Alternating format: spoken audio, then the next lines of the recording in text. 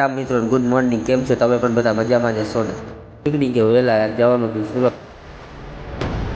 પહોંચી ગયા સુરત ને આપણને લેવા આવી ગયા આપણે વિદ્યા. આ છે તાપી નદી.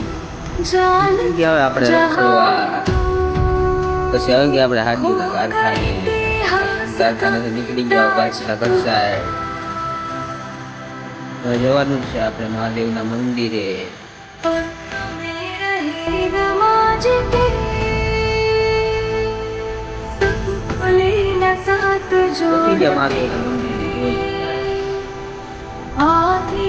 तूफान से भिड़े